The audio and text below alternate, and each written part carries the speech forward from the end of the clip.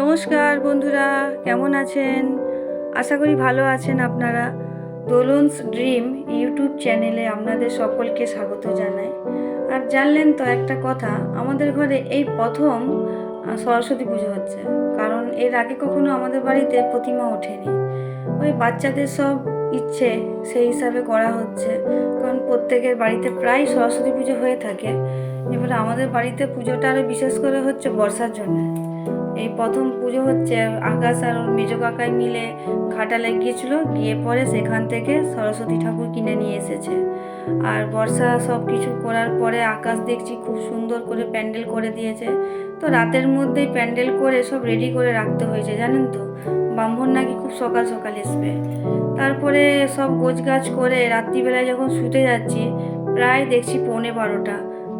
বৃষ্টি তখন বলে আমাকে, মা আমাকে মেহেন্দি করে দাও। ওই অত রাতে বুঝতেই পাচ্ছেন, পুরো ঘুমে মানে চোখ ঘিরে এসেছে। ওই অবস্থায় যে হোকভাবে আমি করে দিয়েছি।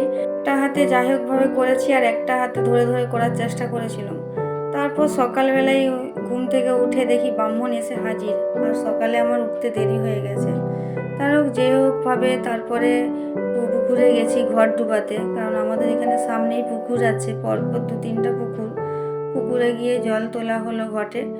আর ব্রাহ্মণ নাকি সকাল সকাল আসার কারণটা হচ্ছে, ব্রাহ্মণ বলেইছে একটি কথা, যে আমি সকালে পুজো করতে যাবো, কারণ আমারও তো আনন্দ আছে। নিশ্চয়ই প্রত্যেকেই তো থাকা দরকার বলুন, কারণ আজ আবার ভ্যালেন্টাইন্স ডে। আর ব্রাহ্মণও তো দেখতেই পাচ্ছেন পুরো একেবারে ইয়ং ছেলে যাকে বলে।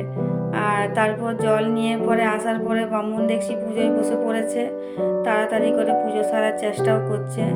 আর সকলে মোটামুটি উপস্থিত হয়ে গেছে, বাড়ির বাচ্চা কাচ্চারা পুষ্পাঞ্জলি দেবে বলে। আর জন্টুও বলছে, লাও বামুন ঠাকুর তাড়াতাড়ি করে ফেলো। বৃষ্টি যে হোকভাবে উঠেছে, তাড়াতাড়ি করে স্নান করে রেডি হয়েছে।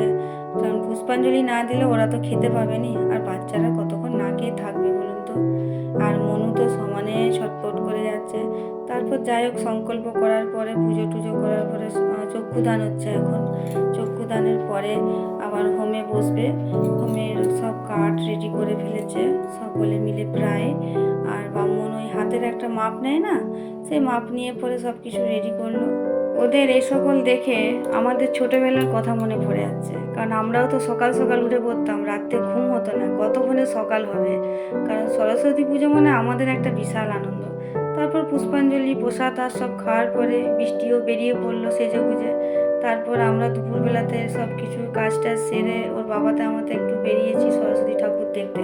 প্রতি বছরই বেড়ায় জানলেন, বিশেষ করে একটু সরস্বতী পুজোর দিনটা বেড়ায়। আর হলুদ কাপড় পরে বেরিয়েছি তো, মাঠে হচ্ছে সর্ষে ক্ষেতের যত পোকা মনে হয় আমাদের গায়ে উঠে বসে পড়েছে।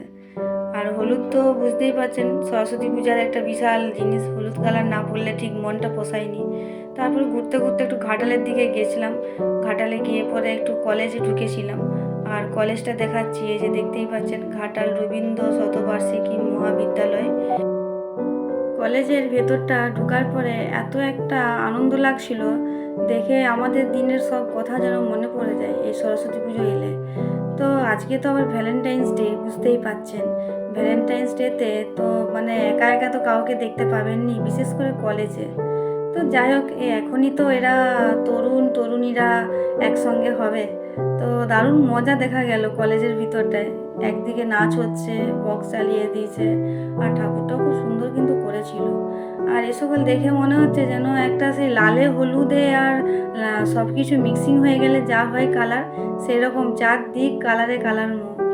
আর এই যে আমাদের দেবরাজবাবুও দেখছি কলেজে ছিল। তারপর আমরা চারদিক ঘোরাঘুরি করে ওখান থেকে বেরিয়ে এলাম। বেরিয়ে আসার পরে নিজেরাই কথা বলতে বলতে যাচ্ছি।